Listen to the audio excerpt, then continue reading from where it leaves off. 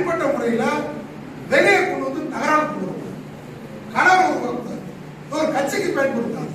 ராமர் கட்சிக்கு சேர்த்தாங்க. என்னாச்சு தெரியுமா உங்களுக்கு? இவ்வளவு பெரிய ராமர் கோயில் கட்டினேன். ஆனா கட்டின அயோத்தியில தோத்து போயிட்டேன். ராமர் தோத்து போயிடுச்சு. ஜெயராம் அப்படின்னாங்க. இப்ப அவங்களுக்கு வந்து ஒரிசால ஜெயிச்ச உடனே அங்க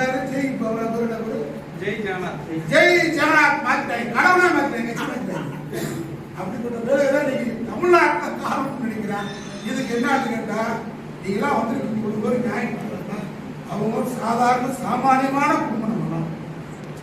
எல்லாரும் வேலையும் பிள்ளைகள் உங்களுக்கெல்லாம் என்றைக்கும் நன்றியோடாக பசுமன் பாண்டியன் திருவள்ளுவர் என்ற உறுதிமொழி